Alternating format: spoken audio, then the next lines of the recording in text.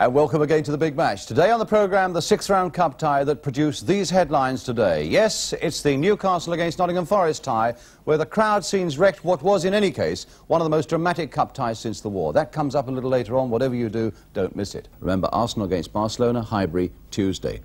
Now stand by for that Newcastle Cup tie I was telling you about. It was a match that really did have everything, some of it unsavoury, most of it highly dramatic. So it's Newcastle against Nottingham Forest. The pictures come from Tyne Tees. The commentator is Hugh Johns. Newcastle are in the stripes, and we pick up the game in the opening minute. Jim Barron, Forest goalkeeper, knows the sound of Tyneside fans. A Newcastle-born lad, Jim Barron. Though he never played any of his football up in this area.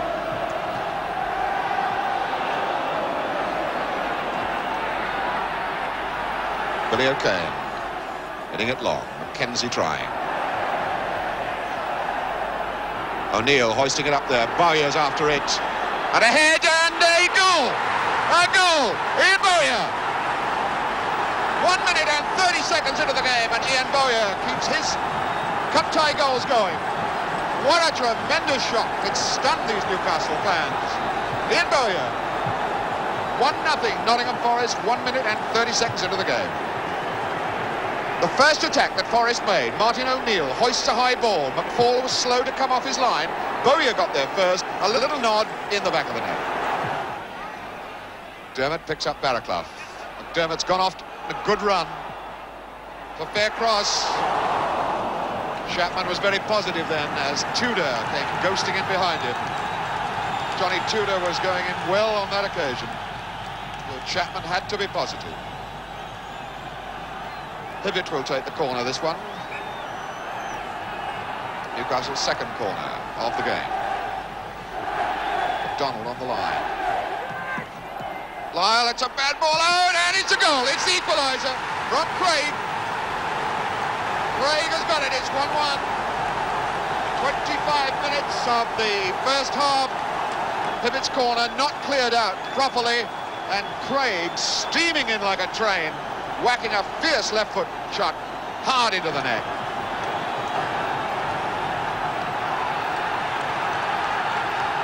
So now the Newcastle fans are happy. It's McDermott now.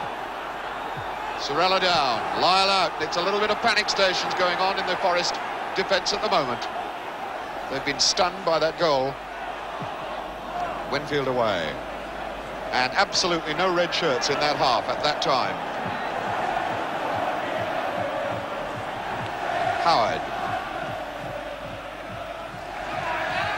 Winfield, that's a bad one out, only as far as McDermott, and they look now for Macdonald, far post.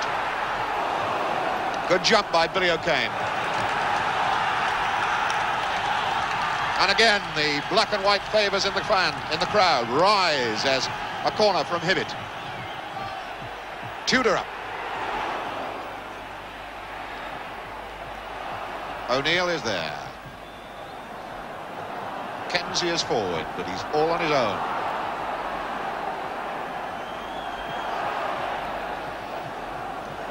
Billy O'Kane.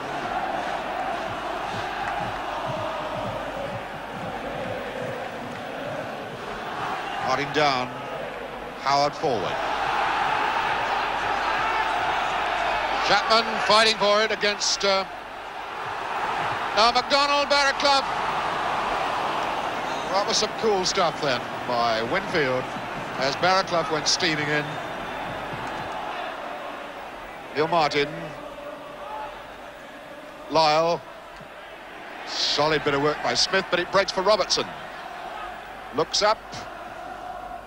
Mackenzie. Mackenzie in there and tripped from behind by Moncur, and he couldn't have been very far away from the line when he went down. Maybe a step and a half further forward, and that would have been a punishing penalty, but instead it's a free kick. One wonders what Forest may have planned for this particular moment. Three of them in there: Robertson, Lyle, Bowyer. There's 5 men in the wall. Tudor's in there. Little Hibbett's there. Macdonald on the end of the ball. And Bowyer's going to try the shot. Oh, and a good save that was too, because McFall couldn't have seen much of it. He really couldn't have seen much of that. Fine save by McFall.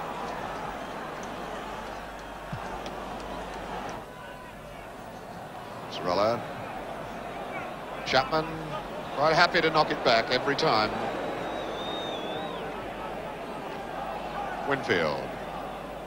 Lyle. Martin. Not a bad attack building up. Robertson forward for Lyle. Oh, what a neat little bit of football that was. That's one of the best moves that Forest have put together. Deserved a better fate than just a corner kick. Lyle to take the corner. Sorella's up on the line. So is Mackenzie in the 6-yard box. It's across the goal, and it's Bowyer misses it, and it is in there now. That is O'Kane who has put Forest into the lead. O'Kane at 42 minutes. Well, we were saying that Newcastle were getting themselves in a tangle in defence, and now they've been punished for another bad moment. A corner then from Lyle, Mackenzie getting a flick on. A Bowyer chance, gone away, and then O'Kane in the roof of the net. This is Jim Smith. Didn't work for him. So Lyle for Forest. Mackenzie. O'Neill. Tackled by Howard. Hibbett robbed so easily. It's O'Neill. Robertson. And Bowyer as Moncur comes to him and he gave the ball away to Mackenzie, who got it in the back, and the penalty is given. Penalty is given. And it looks very much as though Howard has complained too loudly and is going to get himself booked. And Mackenzie, the man who was brought down from behind as he challenged for the ball. Clark trying to calm Howard down. Referee Kew waiting to record his name in the black book.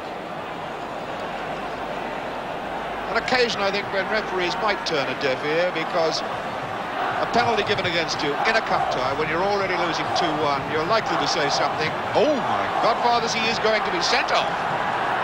He has said something foolish again, and Howard is going off. Well, of course, that is rather foolish. Being booked, and then to continue the argument, and referee Kew is having no more to do with it at all. He has pointed to the tunnel, and double tragedy then for Newcastle. They've not only had a penalty given against them, but Martin is appealing to the referee on Howard's behalf, but Kew, referee Gordon Kew, will have none of it at all. And Pat Howard has been sent out of this cup tie 10 minutes into the second half. But we go back to the game. And the culmination of that offence, the foul on Mackenzie, presents Lyle with the opportunity of putting Forest 3-1 ahead. He's there. And Forest have now got a 3-1 lead. 59th minute.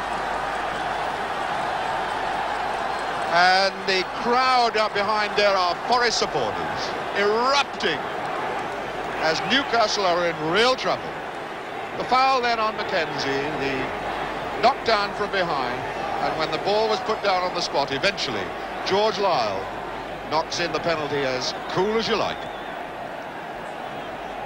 And Newcastle United, 2 goals behind and only 10 men.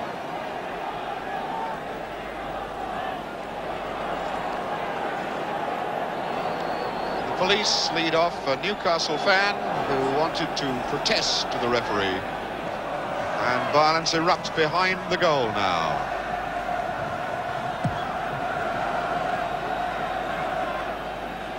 Hibbett forward, Macdonald on. Chapman getting the blocking boot to Tudor's shot. The crowd, the Newcastle fans in this Leazes covered enclosure behind the Forest goal have erupted down onto the touchlines in possibly, hopefully, to try and stop the game. Here's the corner from Barron. Barron comes, gets a good punch. It's McDermott going after it with Martin. And a Forest ball.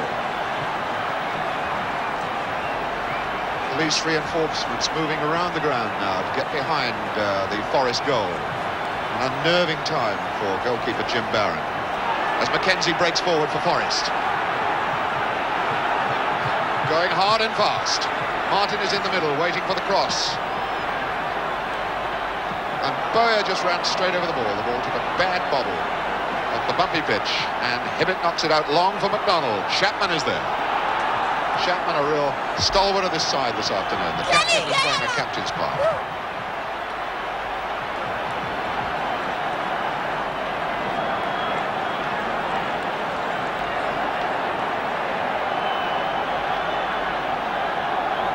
The far side of the ground, a fight now out on the pitch itself as a spectator has dashed out there, and now here come the fans. This is what they wanted to do all the time.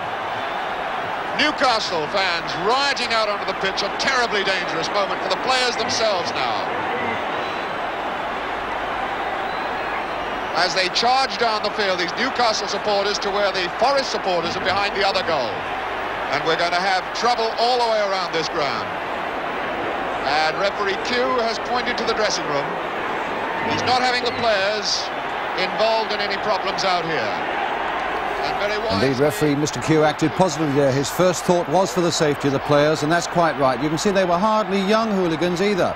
But 10 minutes later, it was safe enough for the game to be restarted. We shall restart with free kick by John Whitfield for Forest. Martin trying. And he pushed Moncur as he went in. Bobby Moncur, who must feel a very, very dispirited man, as all these Newcastle players are now. Clark. Corner. McDermott wanting to take it. McDermott wanted to take it fairly quickly. It's not a bad one. Moncur was up. Great save finally by Barron, but Moncur rose high above everybody then to send that ball rocketing towards the top right-hand corner. There's Bobby Moncur, and he's staying up there to see if he can do something with this next corner, which is going to come over from Hibbett. And got hold of that one, and the penalty's given.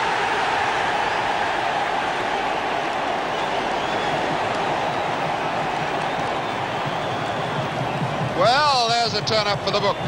Penalty at one end of the field, now we're going to have one at the other. Looks as though it was Sammy Chapman who was penalised for pushing. Barron being put back on his line. Sammy Chapman, I think it was, who was penalised for pushing. It's number 4, Terry McDermott. And it's 3-2. So the 10 men have got back into the game. The 10 men are back in the game as Terry McDermott slots in the second penalty of the game in the 69th minute here. And the score is now 3-2 to Nottingham Forest. So Newcastle's 10 men back in the game.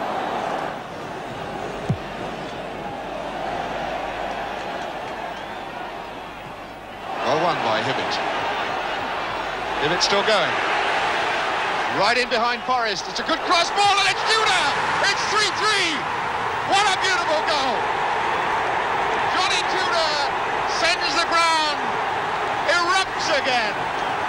Newcastle spectators on their feet. What a fabulous goal then by Johnny Tudor.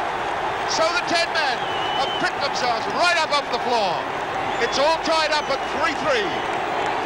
A glorious run by Hibbett from 10 yards inside the Forest half. Down the touchline, the cross ball caught Forest wide open, and a diving header by John Tudor wraps the scoreline up at 3-3. What an incredible game.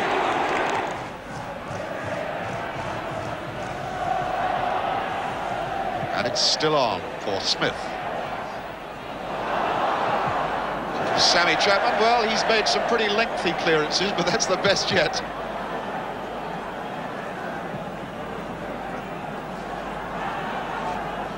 Smith.